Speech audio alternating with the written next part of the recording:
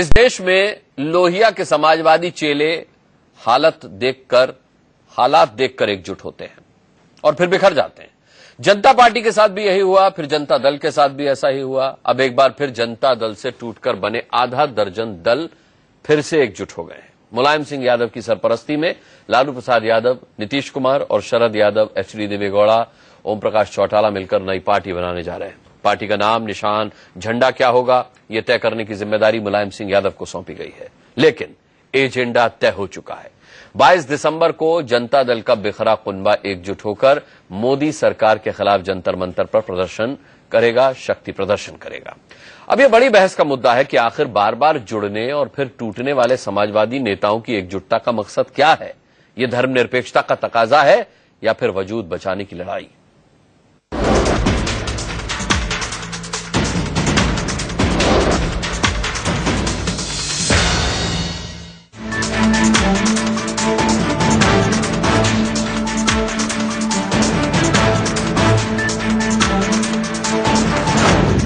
राजनीति में जब कोई और चारा न दिखे तो भाई भाई की तरह रहने में ही भलाई होती है। समाजवादी आंदोलन से निकले राजनीति के इन धुरंधरों का ये मिलन राजनीति की इसी सच्चाई का नया नमूना है। दिल्ली में मुलायम सिंह यादव के आवास पर हुई इस बैठक में जनता दल के विखंडन से निकले आधा दर्जन दल शामिल थे, जिन्होंने दोबारा एक होने के लिए समाजवादी पार्टी के मुखिया मुलायम सिंह यादव को पावर ऑफ अटॉर्नी दे दी है।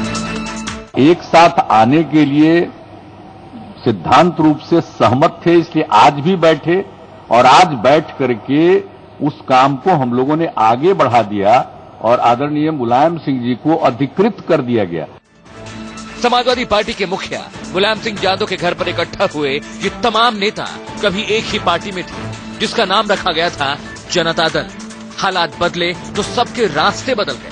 मुलायम सिंह यादव ने समाजवादी पार्टी बना ली तो लालू प्रसाद यादव ने राष्ट्रीय जनता दल, नीतीश कुमार और शरद यादव ने पहले समता पार्टी और फिर जनता दल यूनाइटेड के नाम से अपना अलग सियासी संसार बसा लिया। कर्नाटक में एचडी देवेगौड़ा जनता दल सेक्युलर चलाने लगे तो हरियाणा में ओम प्रकाश चौटाला ने इंडियन नेशनल लोकदल। 2014 के लोकसभा चुनाव और फिर महाराष्ट्र और हरियाणा के विधानसभा चुनाव तक जनता दल से निकले ये तमाम दल अपनी अपनी राह चलते रहे। लेकिन चुनाव नतीजे देखने के बाद सबको एहसास हुआ कि अब अगर बटे रहे तो बंटा धार हो जाएगा। लिहाजा जनता दल परिवार के बिखरे कुनबे को फिर से एक करने की कवायद शुरू हो गई। 6 नवंबर को ही ये तय हो गया था कि अब आपस में लड़ने के बजाय एकजुट होकर विरोधी से लड़ने की बारी है।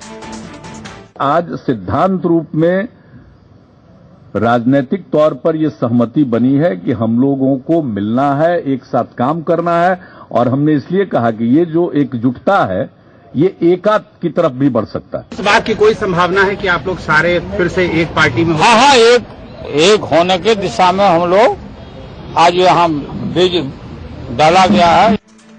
अब बड़ा सवाल ये है कि आखिर जनता दल परिवार का विलय क्यों हो रहा है? हालात देखकर तो यही लगता है कि ये मोदी लहर का असर है। हालांकि जनता परिवार के नेताओं का दावा है कि उनकी एकजुटता किसी व्यक्ति विशेष के खिलाफ नहीं है।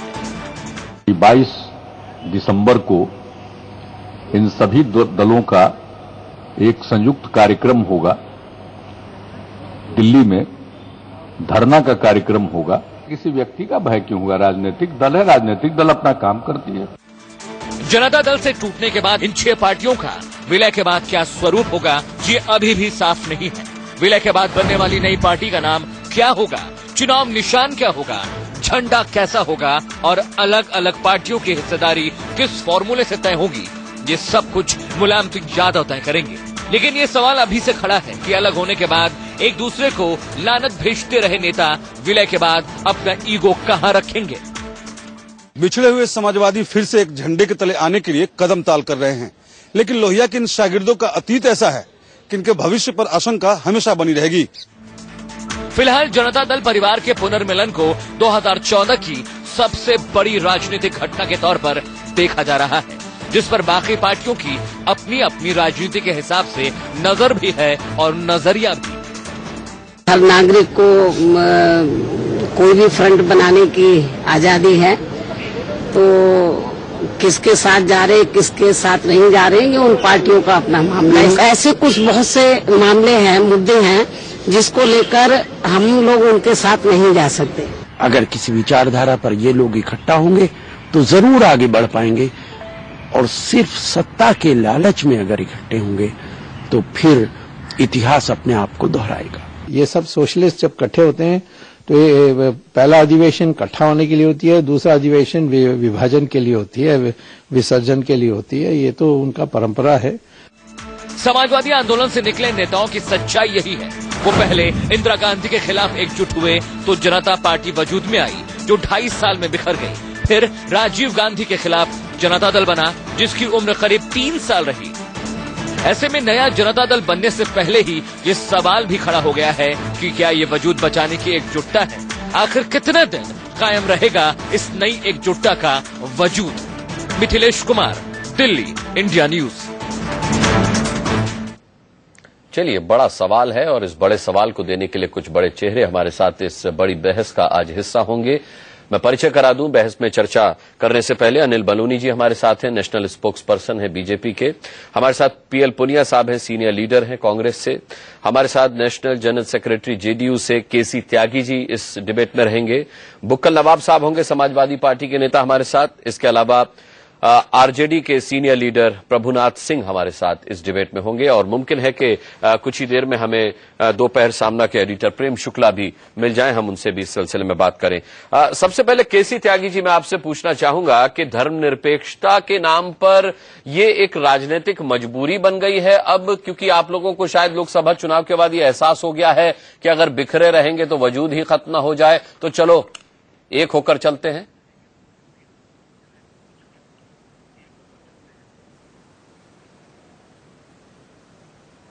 नहीं, हम एक व्यापक समाजवादी आंदोलन के हिस्से रहे हैं। जितने भी नेता आज की तारीख में इकट्ठे हुए हैं, या लोहिया जी के साथ हों या जयप्रकाश जी के साथ हों या चौधरी चरण सिंह के साथ हों, और हम बेवजह की बातों पर अलग होते रहे। ये जो मैं आपका विश्लेषण सुनता रहा वो भी आपकी बात ठीक है। और लोकसभा के चुनाव ने जिस तरह की शक्तियों को दिल्ली में गद्दी पर बैठाया, उसके विरोध में, कोई व्यक्ति के विरोध में नहीं, उसके विरोध में हम सब लोग इकट्ठा होकर के एक दल बना रहे हैं। त्यागी जी, व्यक्ति के विरोध में भी कह दें तो हर्ज क्या है? व्यक्ति विरोध कहने में आप लोगों को गुरेज कैसा है? पहले जनता दल बना इंदिरा जी के विरोध में, कांग्रेस कह लीजिए, कांग्रेस का मतलब इंदिरा गांधी था, फिर राजीव गांधी के विरोध में, वो भी कांग्रेस मतलब राजीव गांधी था। तो अगर आप बीजेपी कह रहे हैं तो बीजेपी का मतलब भी नरेंद्र मोदी है, कहने में क्या हर्ज है?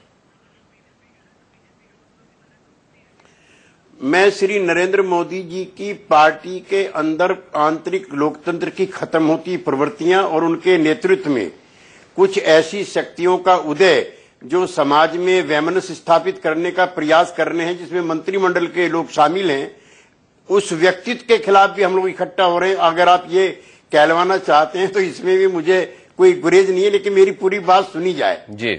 ना तो झंडे को लेकर झगड़ा है, ना चुनाव चिन्ह को लेकर विवाद है, ना नेता को लेकर विवाद है। हम सब लोग आपस के अपने मतभेद बुला करके एक होना चाहते हैं। इसमें ना तो भारतीय जनता पार्टी के हमारे मित्रों को कोई दिक्कत होनी चाहिए, और जिनकी टिप्पणी आप सुना रहे थे, सुब्रमण्यम स्वामी भी समाजवादी जनता पार्टी में रह चुके हैं और श्री राशिद अलवी साहब भी जनता दल में रह चुके हैं। कोई हमारे से भी अछूता कोई बचा नहीं है, और बीजेपी के भी जो हमारे मित्र हैं उनके साथ भी हम काम कर चुके हैं। तो कोई एक विपक्षी लोकतांत्रिक व्यवस्था में यकीन करने वाला अगर कोई दल अस्तित्व में आता है तो ये तो स्वस्थ लोकतंत्र की अच्छी परंपरा का प्रतीक है, नंबर 1। नंबर 2, डर के वजूद बचाने के लिए आप अपनी टिप्पणियां करने के लिए आजाद हैं, लेकिन इसी पार्टी ने एक बार नहीं कई बार इतिहास के बदलने का काम किया है। ये आजादी के आंदोलन में भी हमारे पुरखे रहे हैं। इंदिरा जी हटाओ के जो मुख्य सूत्रधार थे वो लोहियावादी थे, और राजीव गांधी जी की जो कांग्रेस की सरकार थी उस समय भी उसके सूत्रधार हमारे यही नेता थे, चौधरी देवीलाल जी के और मुलायम सिंह जी के और लालू जी के और नीतीश जी के, शरद जी के नेतृत्व में। अब हम नए तरीके से एक ऐसा दल बनाना चाहते हैं जो शासक दल का वैचारिक विकल्प बने। ठीक है। वैचारिक विकल्प जब मैं कहता हूं तो मेरा ये कहना है कि कई आर्थिक सवालों पर, कई मुद्दों पर कांग्रेस पार्टी में और भारतीय जनता पार्टी में कई बार घालमेल होती है, जैसे एफडीआई वाला मामला है जी। तो हमारा ये दल है खाटी समाजवादी ठीक है, इसकी विशेषता मैं आपसे केसी त्यागी जी आगे पूछूंगा। की हर अनिल बालूनी जी मैं आपके पास आऊं, उससे पहले प्रभुनाथ सिंह जी आपसे मैं पूछना चाहूंगा कि ये फिर से नहीं टूटेगा, इसकी क्या गारंटी है? क्योंकि जाहिर सी बात है कि जनता दल इससे पहले जितनी बार बना और कितनी बार टूटा, ये अपने आप में एक ऐतिहासिक आंकड़ा है। देखिए, ये सिद्धांत के और मुद्दों के आधार पर हम इकट्ठा हो रहे हैं और ठीक ही त्यागी जी ने कहा कि किसी बिंदु पर विवाद नहीं, ना झंडा पर विवाद है, ना नेता पर विवाद है, ना ही चुनाव चिन्ह पर विवाद है। सैद्धांतिक रूप से हम लोग ना सिर्फ सांप्रदायिक विरोधी शक्ति के खिलाफ बल्कि नरेंद्र मोदी जी की सरकार जो बनी है। अरे प्रभुनाथ जी, इससे पहले भी जनता दल जब बना तब सैद्धांतिक आधार पर ही तो बना है। दीपक जी सिर्फ आप सवाल करेंगे और उत्तर नहीं सुनेंगे तो जनता हमारी बात नहीं सुन पाएगी। अच्छा दीपक जी, आज सवाल नहीं करते हैं उसका उत्तर ले लीजिए, तब फिर अगला सवाल जितना आपको 100-200 पूछना है पूछिए, लेकिन उत्तर सुनकर। हाँ बोलिए। तो जो 6 महीना पहले और 6 महीना के बाद जो जिस ढंग से एक, जैसा कि सुषमा स्वराज ने लोकसभा में कहा था कि हम अपना ब्रांड सामने ले आए, कांग्रेस अपना ब्रांड सामने ले आया, हमारे ब्रांड को जनता ने पसंद कर लिया। उनका ब्रांड क्या था कि चुनाव के पहले उन्होंने वादा बेचा और चुनाव जीत जाने के बाद अभी वो बात बेच रहे हैं और खतरा भी देश पर बना हुआ है कि अगर जिस ढंग से सरकार चल रही है कि आने वाले दिन में ये सरकार देश को बेच देगी। तो देश बेचना समाजवादी विचारधारा के लोग स्वीकार नहीं करते, इसलिए वैसी परिस्थिति में सब लोग इकट्ठा होकर सांप्रदायिक सौहार्द बनाने। चलिए, जो लोग इकट्ठा होकर के दल बना रहे हैं उनकी विचारधारा पर भी मैं बात करूंगा कि आपकी आपस में विचारधारा कितनी मेल खाती है। प्रभुनाथ सिंह जी, लौटूंगा आपके पास। अनिल बालूनी जी, यूपीएससी की तैयारी कर रहे किसी स्टूडेंट से अगर पूछा जाए कि जनता दल टूटा और कितने दल बने तो शायद उसका भी सिर चकरा जाएगा। ऐसे में आपको क्या भविष्य नजर आता है, ये जो अब नया दल बनने वाला है? और साफ तौर पर केसी त्यागी जी ने कह दिया कि चलिए, एक बिंदु पर आकर उन्हें ये कहने में भी गुरेज नहीं है कि ये बीजेपी और मोदी के खिलाफ एकजुट होकर के ये दल बनाया जा रहा है।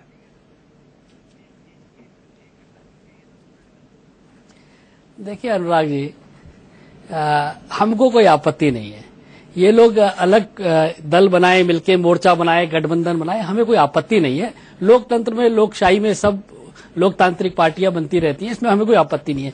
किंतु जो लोग इकट्ठा हुए, केसी त्यागी जी ने एक बात कही, मैं उसका जवाब जरूर देना चाहूंगा कि बीजेपी के अंदर आंतरिक लोकतंत्र नहीं है। केसी त्यागी जी को मैं सम्मान करता हूं, बड़े वरिष्ठ नेता है, लेकिन जितनी पार्टियां इकट्ठी हुई है तो सब पारिवारिक पार्टी है। आरजेडी पारिवारिक पार्टी हो गई, आपकी समाजवादी पार्टी पारिवारिक पार्टी हो गई, आपकी इंडियन नेशनल लोकदल पारिवारिक पार्टी। लोकतंत्र की बात त्यागी जी जैसे ऐसे व्यक्ति बोलेंगे कि लोकतंत्र की बात, जो कि सारी की सारी पार्टियां पारिवारिक पार्टियां। पहली बात मेरा ये कहना है। दूसरी बात, ये जो जितने भी दल मिले ये सब रिजेक्टेड दल है, इन्होंने, जनता ने इनको रिजेक्ट कर दिया है। जितने दल मिले 15 लोकसभा की सीटें नहीं जीते हैं सारे मिलके। तो हमारा ये कहना है, इन लोगों को, ये सब लोग हाशिए पे है, हताश है और किसी तरीके से अपना वजूद बचाने के लिए एक साथ इकट्ठा होकर खड़े हुए हैं और कितनी बार अलग हो चुके हैं। एक मेरे को अनुराग जी गाना याद आ रहा था कि मिलते हैं दिल यहाँ मिलके बिछड़ जाने को, तो ये तो फिर बिछड़ने वाले हैं, ये कुछ समय के लिए। लेकिन हमारी शुभकामनाएं हैं, अच्छा विपक्ष का काम करे, रचनात्मक विपक्ष का काम करे। हमारी बहुत बहुत शुभकामनाएं त्यागी जी को, नवाब जी को, प्रभुनाथ जी को, सबको हमारी शुभकामनाएं। पीएल पुनिया साहब, आपकी भी शुभकामनाएं हैं क्या इस दल के साथ?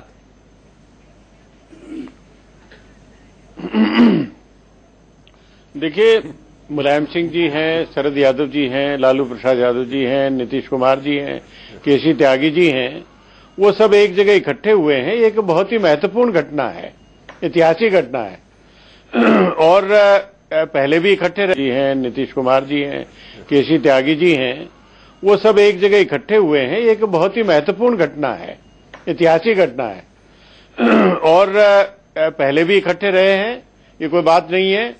लेकिन एक बात मैं कहना चाहूंगा कि स्थिति विकसित हो रही है।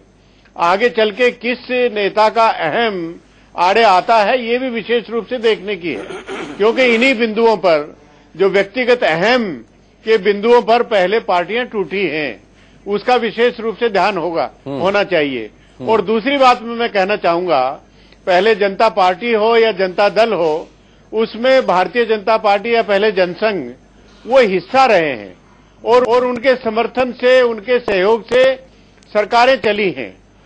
कांग्रेस पार्टी अकेली ऐसी पार्टी है जिसने कभी भी भारतीय जनता पार्टी या जनसंघ से समझौता नहीं किया। सीधे अगर उनसे टक्कर ली है तो कांग्रेस पार्टी ने हमेशा ली है, और यही एक पार्टी है जिसका अस्तित्व पूरे हिंदुस्तान भर में कोने कोने, दूर दराज एरिया तक वहां पर है। तो भारतीय जनता पार्टी का, नरेंद्र मोदी का जो मुकाबला करने की स्थिति और हैसियत और क्षमता है, तो वो कांग्रेस पार्टी में है। ये एक होते हैं, वोट बंटने से बचेंगे, ये लाभ है। और अच्छा होगा कि कांग्रेस पार्टी के साथ मिलकर और आगे बढ़ाएं और सांप्रदायिक ताकतों के खिलाफ लड़ें, धर्मनिरपेक्ष ताकतों को मजबूत करें। तो मेरे इसके इतने में ही मेरी शुभकामना है। बुक्कल नवाब साहब, ये प्रस्ताव जो है मुलायम सिंह यादव तक पहुंचाएंगे क्या? क्योंकि इसकी अगुवाई की जिम्मेदारी भी मुलायम सिंह यादव पर है, सब उन्हीं को तय करना है। एक अच्छा प्रस्ताव आया है पुनिया साहब की तरफ से। देखिए, हाँ, अभी हमारे पुनिया जी कह रहे थे कि ये इसका मतलब कौन इसका अध्यक्ष होगा, कौन क्या होगा, तो ये तो इनको नहीं, वो कह रहे थे अलग दल बनाने से अच्छा है कांग्रेस में आ जाइए सब। और जब चुन लिया गया है तो वही, क्योंकि बीजेपी से लड़ने की क्षमता उसी पार्टी में है बस। नहीं, ऐसा है, देखिए ऐसा है कि कांग्रेस पार्टी जो है वो तो विक्स फार्मूला 44 एक जमाने में सुना करते थे, बहुत एडवर्टाइज आता था। ये विक्स फार्मूला 44 में पहुंच चुकी है। इनकी पूरे भारतवर्ष के अंदर 44 सीटें आई हैं। अरे आप 44 सीटें आई हैं। आप भी तो समर्थन में थे इनके। यूपीए सरकार को समाजवादी पार्टी का भी तो समर्थन रहा है। जो लोग बैठे, भाजपा के बैठे, कांग्रेस के बैठे बचाई थी। आप हम जो एक सवाल कर रहे हैं, ये कौन सा विषय है जिसपे चर्चा कर रहे हैं? 4 साल कौन चर्चा कर रहे हैं, किस बात पे? 6 महीने, एक मिनट, अनुराग जी 4.5 साल बाकी है। अभी हमने शुरुआत की है, हमारा गठबंधन की एक शुरुआत है। आज जो है सबके सब घबरा गए। अच्छा, बुक्कल नवाब साहब 6 नवंबर को आपने कंसीव किया, आज गोद भराई हो गई। इस दल की डिलीवरी ड्यू डेट क्या है? जनाधार खत्म हो चुका है। आप कह रहे हैं जल्दी बनाएंगे, ड्यू डेट क्या है डिलीवरी की इस दल के? इनका आज की तारीख में कांग्रेस पार्टी का जनाधार खत्म हो चुका है। छोड़ दीजिए कांग्रेस, छोड़ दीजिए, आप अपने दल की बात कीजिए। लाल के सपने अगर देखना है तो देखे ही। अच्छा ठीक है, अगर इसका भाजपा का कोई विकल्प है तो सिर्फ और सिर्फ है तीसरा मोर्चा, और तीसरा मोर्चा जो है फॉर्म हुआ है। हम लोग ने अभी शुरुआत की है। अरे भैया, आगाज है, अभी अंजाम तक नवाब साहब, हमारी आगाज है। पूरे हिंदुस्तान भर में आप अपनी सत्ता करिए, कौन मना कर रहा है? मैंने अपनी बात कही है। आ जाएंगे। बुक्कल नवाब साहब, मेरे सवाल का जवाब नहीं दिया आपने। पुनिया साहब भी आपसे पूछ रहे हैं। मैंने तो ऐसा नहीं कहा। नहीं, मैंने ऐसा कुछ नहीं कहा। मैंने अपनी पार्टी की बात बताई है, आप अपनी बताइए। मैंने तो ये कहा कि अगर मिले नेता लोग मिले तो अच्छी बात है। जो सांप्रदायिक ताकतों के खिलाफ लड़ने में एकजुट होना चाहिए, तो अच्छी बात है। जनता का ये 6 महीने, इसमें आपको क्या आपत्ति हो सकती है? सरकार को होगा, गरीबी जिस तरीके से लेके आए हैं, ये न गरीबी हटा रहे, न काला धन वापस लेके आ रहे हैं। ये जो इन्हीं भाजपा ने, जो मोदी जी ने वादा किया है, और न ये करेंगे पूरा वादा। पुनिया साहब ने एक बहुत अच्छा मुद्दा उठाया है। कम कर पाएंगे, न काला धन वापस लेके आएंगे। अरे बुक्कल नवाब साहब, रुकिए दे पाएंगे। ये सब झूठे वादे कर रहे हैं जनता के बीच। हाँ, तो इसी के लिए तो आप तीसरा मोर्चा बना रहे हैं, उसके भविष्य को लेकर हम लोग चर्चा कर रहे हैं। उसमें वापस आइए, धीरे धीरे उस चर्चा में वापस आइए। और हमारा तीसरा मोर्चा जो ये जो बिहार के अंदर है, सुनिए, बिहार के अंदर जो हमारा ये मोर्चा वहां बना था, तो हमने भारतीय जनता पार्टी को शिकस्त वहां पर दी है। और हमने उत्तर प्रदेश के अंदर तो इनको भारतीय जनता पार्टी को धूल चटा दी है। हमने 9 सीटें इनकी भारतीय जनता पार्टी की छीन ली है। ठीक है बुक्कल साहब, ठीक है। 9 साल 7 बार कंटिन्यू जीत के आए। ठीक है। शामली, वहां से हमने सीट जीती है। शामली से हमने सीट भाजपा की जीती है। अच्छा ठीक है बुक्कल नवाब साहब, ये सारे आंकड़े हैं मेरे पास। और मुलायम सिंह यादव, अरे शांत हो जाइए बुक्कल नवाब साहब, शांत हो जाइए। बनेगा प्रभुनाथ सिंह जी, प्रभुनाथ सिंह जी करेगा भारतीय जनता पार्टी को। अच्छा ठीक है बुक्कल जी, मैं आऊंगा आपके पास। प्रभुनाथ सिंह जी, बड़ी अच्छी बात पीएल पुनिया साहब ने उठाई है कि इस दल के बनाने में कोई बुराई नहीं है, लेकिन देखना यह होगा कि ये अहम के टकराव की वजह से कहीं फिर न टूट जाए।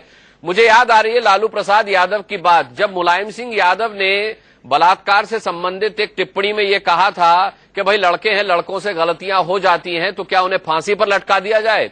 तब लालू प्रसाद यादव ने सामने आकर के ये बात कही थी कि मुलायम सिंह यादव डिरेल हो गए हैं। अब क्या मैं समझूं कि वही लालू मान रहे हैं कि मुलायम सिंह यादव ट्रैक पर आ गए हैं? नहीं, मुलायम सिंह यादव जी के अनुभव का लाभ उठाना है। मुलायम सिंह यादव जी अनुभवहीन नहीं, अनुभव वाले। बुक्कल साहब शांत हो जाइए, प्रभुनाथ सिंह को जवाब देने दीजिए। केंद्र में रक्षा मंत्री रहे, लगातार सांसद में रहे, उनकी अपनी एक छवि है, न सिर्फ उत्तर प्रदेश। अरे वो मैं बयान सुनवा सकता हूँ मुलायम सिंह यादव जी का। आप शांत, बुक्कल नवाब साहब शांत हो जाए, जिसकी बारी उसी को बोलने दे। आज बात समझ में नहीं आएगी। आज लालू जी ने ही प्रस्ताव दिया मुलायम सिंह यादव के विषय में। वही तो मैं कह रहा हूँ, लालू प्रभुनाथ सिंह जी, लालू जी ये मान चुके हैं क्या कि अब नेताजी रेल पर आ गए, लाइन पर आ गए, ट्रैक पर आ गए? एक दूसरे पर भरोसा करते हैं। नहीं, दोनों आदमी एक दूसरे पर विश्वास करते हैं, भरोसा करते हैं, कहीं किसी में अहम की टकराहट नहीं है। नहीं, अहम की टकराव का तो एक बहुत लंबी चौड़ी फहरिस्त मेरे पास प्रभुनाथ सिंह जी है। केसी त्यागी जी, एक और तथ्य से मैं आपको वाकिफ करा दूं कि लोकसभा चुनाव के दौरान 20 अप्रैल को लालू यादव ने नीतीश कुमार के बारे में कहा था कि मैंने नीतीश कुमार को पैदा किया है। अगर मुझे पहले ये पता होता कि नीतीश कुमार बबूल का पेड़ साबित होंगे तो मैं तभी गर्म पानी उन पर डाल देता। अब ये तीसरा मोर्चा बन रहा है जिसमें ये दो दल बहुत अहम भूमिका में होंगे। पीएल पुनिया साहब ने जिस अहम के टकराव की बात उठाई है उसकी कितनी गुंजाइश आपको दिखाई देती है? नहीं, देखिए ना, हम बता रहे हैं कल तक क्या लालू जी ने कहा, कल तक किसने क्या कहा, उस बात को छोड़ दीजिए। अभी बिहार उदाहरण है कि 10 सीटों पर उपचुनाव हुआ और दोनों पार्टी एक साथ मिलकर लड़ी। प्रभुनाथ सिंह जी, लौटूंगा आपके पास। केसी त्यागी जी से सवाल किया मैंने। जब विचार मिल गया, मन मिल गया, दोनों मिलकर साथ चलने के लिए तैयार है, तो कल का बात याद ना आप दीजिए न देने की जरूरत है। ठीक है, इसी सवाल पर लौटूंगा आपके पास प्रभुनाथ जी, इसी सवाल पर लौटूंगा। केसी त्यागी जी, आप जवाब दें इस सवाल का।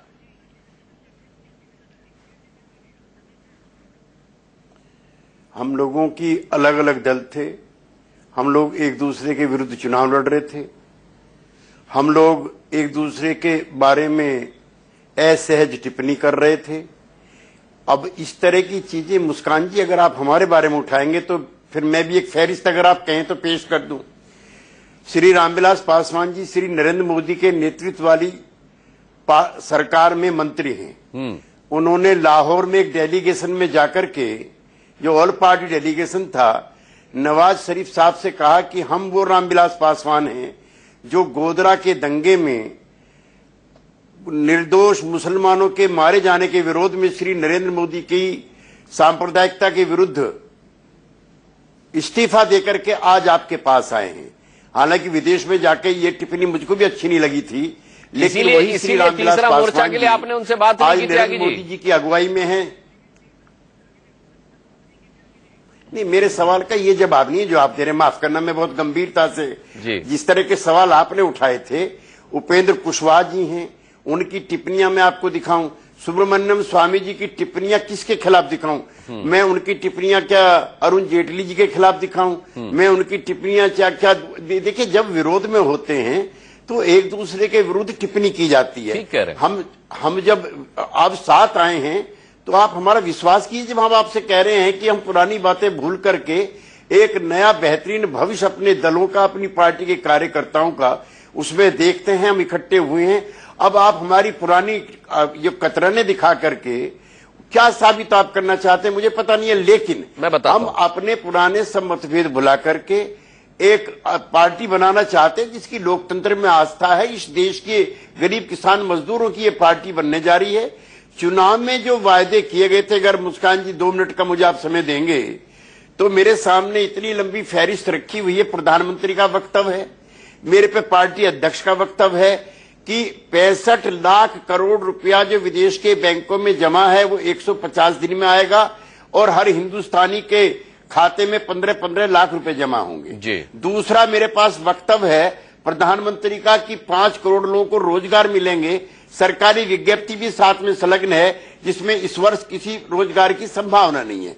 तीसरा मेरे पास प्रधानमंत्री और राजनाथ सिंह जी का वक्तव्य है कि अगर हमारी सरकार आई तो किसानों के जो एग्रीकल्चर प्रोड्यूसेस हैं उसको प्लस 50% करके देंगे। अब जो फसलों के दाम की बिहार के अंदर जनता दल यू की सरकार चल रही है, उनके वादे भी याद कीजिएगा। जो उत्तर प्रदेश के अंदर समाजवादी पार्टी की सरकार चल रही है, उनके भी वादे याद कीजिएगा। बलूनी जी मैं बीच में, बलूनी जी आप इससे भी गंभीर आरोप लगा सकते हो, लेकिन मेरा वक्तव्य समाप्त होने के बाद देखिए कुछ मर्यादाएं हैं। चैनलों पे बैठ करके एक दूसरे की, मैं कोई अपमानजनक टिप्पणी आपको नहीं की, आपको इतना असहज इतनी जल्दी नहीं होना चाहिए। मैं बहुत विनम्र आदमी हूं और मैं तो कम धीमे तरीके से बोल रहा हूं। आप इससे भी ज्यादा आरोप लगाने के लिए स्वतंत्र हैं, लेकिन मेरा वक्तव्य समाप्त हो जाने के बाद मैं माफी चाहूंगा बलूनी जी आपसे कि मैं आपको सुझाव दे रहा हूं। तो अब 3% की सिर्फ बढ़ोतरी किसानों के फसलों के दामों में हुई है। तो 22 दिसंबर का हमारा धरना है कि जो वायदे आपने किए हैं, और बलूनी जी विपक्ष में देखो, हम और आप तो 40 साल विपक्ष में रहे हैं, कांग्रेस पार्टी को सचेत करते रहे हैं। इस बार आप गलती से सरकार में आ गए तो इतना क्यों इतरा रहे हैं? हम और आप तो 40 साल साथ रहे कांग्रेस पार्टी के खिलाफ। इस बार की जो आपकी विजय है वो तो उसको आपने विश्व विजयी पताका मान लिया। नहीं, लेकिन हमारे आपके क्लियर मैंडेट के साथ सरकारें गलती से नहीं आया करती। ये तो आप इतने वरिष्ठ हैं और इतने अनुभवी हैं, मेरा ख्याल है कि मैं शायद गलत नहीं कह रहा हूं। अच्छा बलूनी जी, इसका जवाब देना चाहेंगे आप? फिर मैं प्रभुनाथ सिंह जी के पास एक सवाल लेकर जाऊंगा। आप कुछ कहना चाह रहे थे? देखिए अनुराग जी, मतलब अभी उन्होंने केसी त्यागी जी ने बहुत सारे आरोप लगाए। मैं कह रहा हूं धरना देने के लिए स्वतंत्र हैं, लेकिन भाई 200 दिन की सरकार में काले धन के लिए जितना काम हुआ, जितना बेरोजगारी हटाने के लिए काम हुआ, कहां हुआ? केसी त्यागी जी को आज जनता दल यू की सरकार है। जिस तरीके से बिहार के अंदर अराजकता है, जिस प्रकार से जनता के हताशा है, केसी त्यागी जी उसके लिए कभी नहीं सोच रहे। उत्तर प्रदेश के अंदर जिस तरह से सरकार चल रही है, कोलैप्स कर चुकी है पूरी तरह से सरकार, उसके बारे में केसी त्यागी जी को कभी चिंता नहीं हो रही है। आज 200 दिन सरकार के हुए और उसके लिए धरना देंगे। और ये जो 3-3 साल से सरकारें चल रही हैं, जनता वहां बेड़ा गर्क कर दिया बिहार के अंदर और उत्तर प्रदेश के अंदर, उसके लिए नहीं। कैसे जनहित के विषय उतारे त्यागी जी आप? आपको 200 दिन की सरकार में कमियां लग रही हैं, और जो जहां जीतन मांझी जी का रिमोट कंट्रोल नीतीश कुमार चला रहे हैं, सरकार पूरी तरह से कोलैप्स हो गई है, उसके बारे में आपको कभी ध्यान नहीं हुआ? मेरा त्यागी जी आपसे विनम्र निवेदन है, जो आपकी सरकार बिहार के अंदर है, जिस तरह से सरकार जनता की अवहेलना कर रही है, जिस प्रकार हताशा में वहां जनता है, कृपया उसके बारे में देखिए। तो मेरे को लगता है ज्यादा अच्छा होगा। आप 2 सीटों से शायद बढ़ सकेंगे, वरना विधानसभा में भी 2 सीटों पर आ जाएंगे लोकसभा की तरह। आप बिहार की सरकार को जरूर देखिए। उसके बाद 200 दिन की सरकार से इतनी अपेक्षा कर रहे हैं, अपनी बिहार की सरकार को भी देखिएगा। ठीक है। प्रभुनाथ सिंह जी, केसी त्यागी जी ने अभी चर्चा के दौरान कहा कि भाई आप क्या साबित करना चाहते हैं हमारे पुराने आरोप प्रत्यारोप दिखा करके, क्योंकि जब राजनीतिक रूप से प्रतिद्वंदी दल के नेता होते हैं तो बुक्कल नवाब साहब, इसके बाद आप ही के पास आऊंगा, रुक जाइए। अरे बुक्कल नवाब साहब रुकिए, बहुत अहम सवाल है मेरे पास आपके लिए पूछने को। कि जनता ने जो है जवाब दे दिया है कि हम समाजवादी पार्टी के साथ में मिड टर्म पोल चुनाव के अंदर हम 9 बुक्कल साहब, आपके पास, आपकी बारी का इंतजार कीजिए। पोस्ट और ग्राम सफाई तक अच्छा ये बुक्कल नवाब साहब आपकी सरकार को पोस्ट और चलिए सफाई तक सीमित कर दिया है। अच्छा चलिए, मैं अपना सवाल छोड़ करके प्रभुनाथ सिंह जी, हमने यहाँ बेरोजगारी भत्ता बांटा। अरे ठीक है, नहीं ठीक है, मैं आपकी सरकार का रिपोर्ट कार्ड पूछने के लिए नहीं बैठा हूँ यहाँ। बुक्कल नवाब साहब शांत हो जाइए, बुक्कल नवाब साहब शांत हो जाइए। प्रभुनाथ सिंह जी, जिस तरीके से बुक्कल नवाब साहब बिना सवाल पूछे बीच बीच में बोल रहे हैं, इससे मेरे जहन में एक सवाल आया है कि मुलायम सिंह यादव को इस तीसरे मोर्चे की कमान इसलिए तो नहीं दी गई है कि भाई हिंदुस्तान के सबसे बड़े राज्य के वो बहुत बड़े नेता हैं, लोकसभा में सबसे ज्यादा सीटें उनकी पार्टी की हैं। अगर ऐसा है तो फिर देखिए बुक्कल नवाब साहब जैसे बीच बीच में बिना सवाल पूछे बोल रहे हैं, तो फिर तो जिसकी लाठी उसकी भैंस हो जाएगी। किस आधार पर जिम्मेदारियां तय की गई हैं कि समाजवादी पार्टी की क्या भूमिका होगी, आरजेडी की क्या भूमिका होगी और जेडीयू की क्या भूमिका होगी, ये तय हो चुका है क्या? नहीं तो फिर यही नतीजा सामने निकलेगा, यही नजारे हमें देखने को मिलेंगे। तय की गई है कि समाजवादी पार्टी की क्या भूमिका होगी, आरजेडी की क्या भूमिका होगी और जेडीयू की क्या भूमिका होगी, ये तय हो चुका है क्या? नहीं तो फिर यही नतीजा सामने निकलेगा, यही नजारे हमें देखने को मिलेंगे। देखिए ऐसा है कि नहीं, ये सब कुछ मुलायम सिंह यादव जी को ऑथराइज कर दिया गया है। जितनी भी भूमिका है मुलायम सिंह यादव जी तय करेंगे और जो तय कर देंगे वो सर्वमान्य होगा। सब लोग मानने के लिए तैयार हैं। कहीं किसी में मतभेद, मनभेद, विवाद कुछ भी नहीं है। सब कुछ उन पर छोड़ दिया गया है। और जहां तक केसी त्यागी जी ने जिन सवालों को उठाया, केसी त्यागी जी ने तो सही ही कहा। एक साथी बोल रहे थे कि 200 दिन की सरकार की कमियां दिखाई दे रही है आपको। 200 दिन की ही सरकार ने पहले वादा किया है ना, तो जो वादा किया है उसी से तो वादा के विषय में पूछना पड़ेगा। इतना वादा किसी सरकार ने नहीं किया। हर सरकार मैनिफेस्टो के आधार पर चुनाव लड़ती थी। ये पहली सरकार है नरेंद्र मोदी की जो मैनिफेस्टो के आधार पर नहीं, उनके जुबानी भुगतान के आधार पर चुनाव हुआ है और लोगों को दिग्भ्रमित करके वोट लिया गया। तो जो दिग्भ्रमित करके जिन सवालों पर उन्होंने वोट लिया है उन सवालों को तब उठाना पड़ेगा ना। जनता विश्वास करती है मोदी जी पे, आपकी बातों पे किसी को विश्वास नहीं है। पहल कर रहे हो प्रभुनाथ जी, आपकी बातों पे किसी को देश की जनता विश्वास नहीं करती है। नहीं, देश की जनता हमारी बातों पर भरोसा नहीं करती है। आप मीडिया के लोग बोल सकते हैं। कल तक जब अरे ये तो बलूनी जी बोल रहे हैं, मैंने नहीं बोला ये मैंने नहीं बोला प्रभुनाथ जी, अनिल बलूनी जी ने बोला। और हमने इंदिरा गांधी के भी सत्ता को उखाड़ कर फेंका है। फिर हम पहल कर रहे हैं। और यह जो सरकार झूठों की सरकार है, वादों की सरकार है, जो लोगों को गुमराह कर रही है, इस सरकार को भी समय आने पर जी, आप जो अनहोली अलायंस किए हुए बिहार में, आप इसके गवाह बनेंगे। अनिल बलूनी जी आपसे कुछ पूछना चाह रहे हैं प्रभुनाथ जी। आपके नजर में अनहोनी है, अलायंस तो हो गया और उसका परिणाम भी उपचुनाव में आ गया। उपचुनाव में परिणाम आया 10 में 6, हमारे थोड़े से चुक से 4 उनको चला गया, नहीं तो हमारा 10 में 10 होता। प्रभुनाथ जी अभी देखिएगा, आप उपचुनाव छोड़ दीजिएगा। आप जो हताश है, जो इकट्ठे हो रखे हैं, आप जो एकत्रित हो रहे हैं, वो आगे की डर से हो रहे हैं। आने वाला चुनाव है बिहार का, हम बिहार के चुनाव में आपकी पार्टी को, आप जो आरजेडी और जेडीयू का अनहोली अलायंस है, उनको दिखा देंगे कि किस तरीके से चुनाव लड़ा जाता है। ठीक है। मैं प्रेम शुक्ला जी के पास भी जाऊंगा। जिस तरीके से आप बिहार की सरकार चला रहे हैं, वो सरकार सबसे अभी तक की सबसे खराब सरकार रही है। तो धोखा धोखी से आप लोग दिल्ली में आ गए हैं। इसके पहले यदि आपकी सरकार बनी है तब मेरे कंधों पर सवार होकर आपकी सरकार बनी है। आपका प्रधानमंत्री के मेरे कंधों पर बैठकर सवारी करके बना हुआ है। ख्याल रखिए, हमने कंधा अपना खींच लिया है और कंधा जब खींच लिया है तो आपको धरती पर गिराएंगे, तभी हमको चैन होगा। और जो हमारा एक गठबंधन बन रहा है, जो हम एक मुगालतों में जीना बंद कर दीजिए। इन मुगालतों में मत जिए, आप त्रास्त होने वाले बिहार के अंदर। उद्योगपतियों के हाथ में आप मुगालतों में मुंगेरी लाल के हसीन सपने मत देखिए। ये देश यहाँ गाँव के किसानों का है, बेरोजगारों का है। प्रभुनाथ जी, आप लोग मुंगेरी लाल के सपनों में जी रहे हैं। आप जरा यथार्थ में जीजिए, कल्पना की शक्ति बंद कर दीजिए। पीएल पुनिया साहब, इसी डिबेट में आपको दिख रहा होगा किस तरीके से आपस में दल अपना अपना मत रख रहे हैं। मेरा सवाल ये है, अगर कल्पना मानते हैं, हाँ ठीक है प्रभुनाथ जी, लौटूंगा आपके पास। पीएल पुनिया साहब, केसी त्यागी जी ने कहा कि हमें प्रतिद्वंदी दल के रूप में जो आरोप प्रत्यारोप हुए हैं उनके हवाले न दिए जाएं। अब हमारे विचार मिल गए हैं, अब हम एक मत है तमाम मसलों को लेकर के, धर्मनिरपेक्षता को लेकर के। सवाल यह है पुनिया साहब, आपको नहीं लगता कि इन पार्टियों का जो ग्रास रूट लेवल है, जो कार्यकर्ता लेवल है, उसको कैसे समझाया जाएगा? क्या उस लेवल पर भी एकजुटता सामने आ पाएगी? पुनिया साहब देखिए, केसी त्यागी साहब ने जो बात कही है कि जब विपक्ष के रूप में एक दूसरे के साथ लड़ते हैं, इलेक्शन लड़ते हैं, तो बात कही जाती है, वो सही है।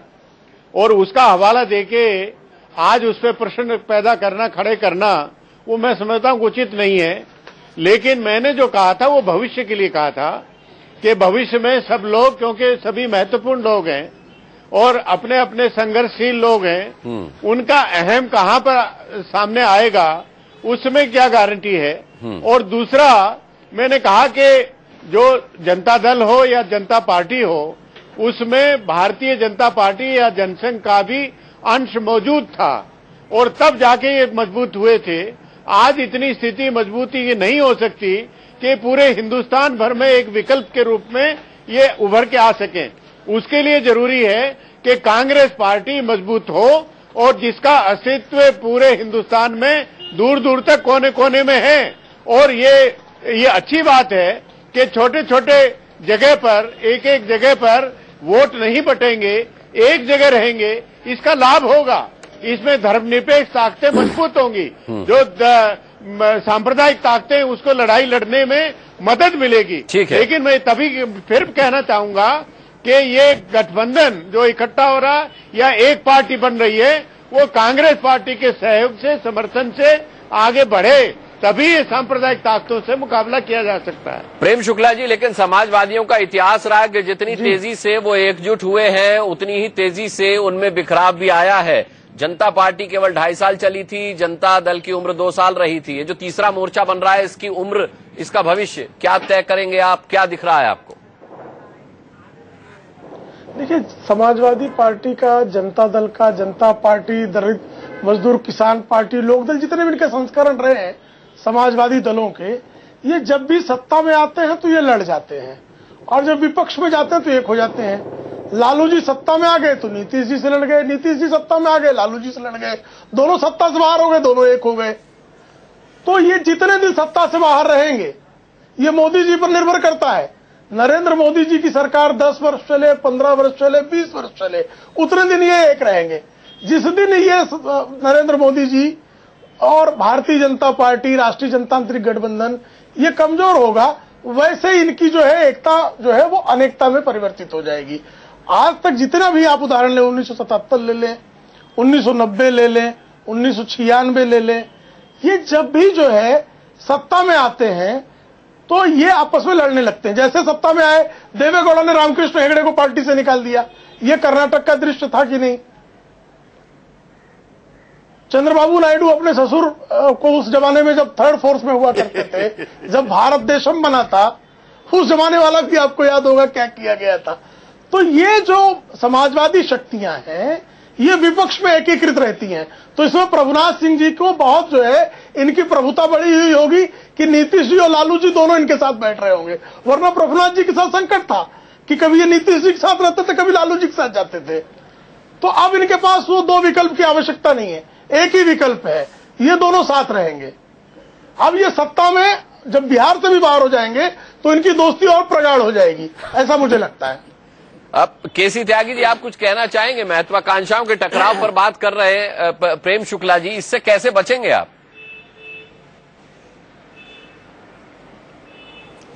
प्रेम जी हमारे पुराने मित्र हैं। इनकी जो पार्टी है, बाला साहब देव जो बनाई थी बाला साहब ने, उसमें दोनों भाई अलग हो गए, छगन भुजबल जी अलग हो गए, इनके जो पहले मुख्यमंत्री थे राणे साहब अलग हो गए। ये तो हर पार्टियों के ऐसे ही। भारतीय जनसंघ, बीजेपी नहीं, जनसंघ के 3 राष्ट्रीय अध्यक्ष जनसंघ छोड़ चुके थे, जिसमें बलराज मधोक जी जो संस्थापक नेता हैं वो भी शामिल हैं। तो ये तो सभी दलों के टूटने जुड़ने का। कांग्रेस पार्टी 1 दर्जन बार टूटी है, कई बार इतिहास में, आज से नहीं, फ्रीडम मूवमेंट में कई बार अलग हुई, आजादी के बाद अलग हुई, इंदिरा जी के बाद अलग हुई, फिर 78 में फिर अलग हुई। ये सब पार्टियों के टूटने जुड़ने के इतिहास हैं। उसको कलंकित तरीके से पुरानी क्लिपिंग्स दिखा करके उससे कोई फायदा नहीं। आज हम अलग हुए हैं, एक स्वतंत्र लोकतांत्रिक विपक्ष बनना चाहते हैं। हम गलती करेंगे, प्रेम जी भी बताएंगे, उसको बलूनी जी बताएंगे, पूनिया जी बताएंगे। हम एक अच्छे काम के लिए इकट्ठे हो रहे हैं। उसको बनने से पहले जिस तरह की आपाधापी और हल्ला गुल्ला हमारे मित्र मचा रहे हैं, तो सबसे ज्यादा बुक्कल नवाब साहब मचा रहे थे, जिनको आपने कमान सौंपी है तीसरे मोर्चे की।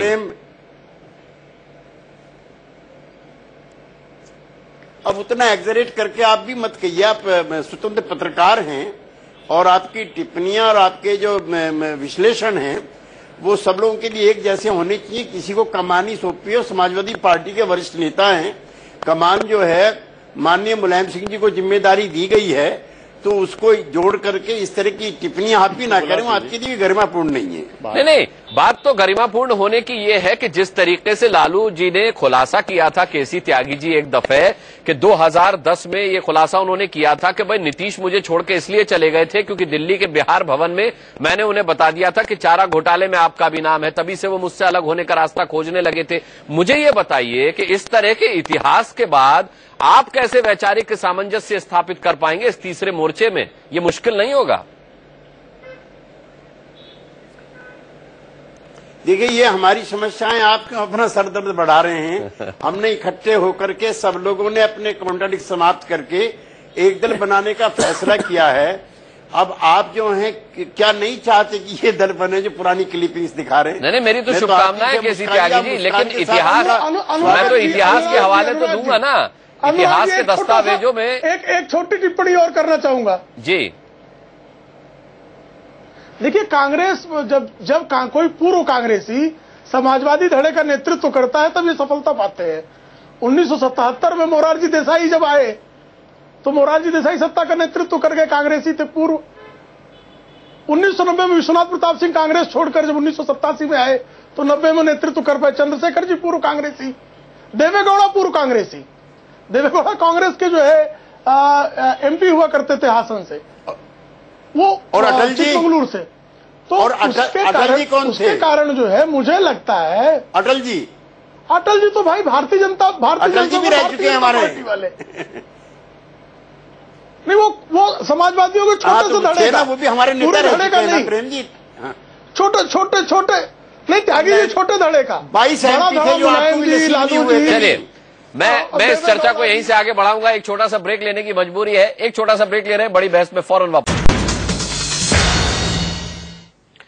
चलिए, एक बार फिर से बड़ी बहस में आपका स्वागत है। बुक्कल नवाब साहब, मैं आपके पास आऊंगा और आपसे जरूर पूछना चाहूंगा कि भाई इसमें नवीन पटनायक शामिल नहीं है, इसमें रामविलास पासवान नहीं है, चौधरी अजीत सिंह नहीं है, जनता परिवार का मिलन इनके बिना अधूरा लगता है, तो क्या विलय के लिए इनसे बातचीत नहीं की गई थी क्या?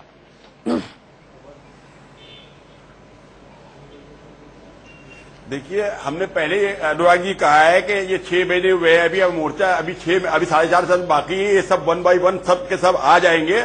हमारे देखिए, एक भारतवर्ष का एक इतिहास है, एक परंपरा है कि अगर जो कार्य 2 बार होता है, जनता पार्टी और जनता दल बनी है, और जो तीसरी बार जरूर होता है, ये भारतवर्ष का हमारा इतिहास है, वो तीसरी बार होना जरूरी है। और हम आप पे आगे से मिसाल देते चले कि घर के अंदर, देखिए पूरी बात सुन लीजिएगा, घर के अंदर जब कोई भी औरत जो है तवे के ऊपर रोटी बनाती है तो एक तरफ जब डालती है तो उसको पलटती जरूर है। अगर एक तरफ की रोटी सिकी हुई हमने खा ली तो हमारा पेट इतना गड़बड़ कर देगा कि पेट हजम नहीं कर पाएंगे हम। जब हम एक वक्त की रोटी नहीं हजम कर सकते तो एक बार बनी हुई सरकार कैसे हजम हो जाएगी? रोटी पलट के खाते हैं, इसलिए सरकार भी पलटेगी और पलट के ही जो है दूसरी बार सरकार बनेगी तो ये जनता हमारी महामोर्चे की बनेगी, क्योंकि 2 बार आपने कहा वो 3 बार जरूर होता है। बुक्कल साहब, हमारा कार्य जरूर होगा। बुक्कल साहब, आपने कहा धीरे धीरे ये लोग विक्स फॉर्मूला 44 हो चुके हैं। कांग्रेस के जितने लोग हैं सिर्फ 44 सीटें जीत के लेके आए हैं, बुक्कल साहब 45 पर नहीं पहुंचे हैं, इन्होंने बता दिया है। अरे बुक्कल साहब, दूसरा सवाल तो ले लीजिए। नहीं है, हमको खांसी आ रही है, हम विक्स फॉर्मूला 44 हो चुके हैं। ये तीसरी बार सरकार हमारी आएगी और जरूर आएगी जब एक तरफ की सिकी हुई रोटी हम नहीं कर सकते तो हम रोटी पलटते जरूर है। पुनिया साहब पूछ रहे हैं आपकी क्या औकात है? सरकार भाजपा की आपकी औकात क्या, वो तो बता दीजिए।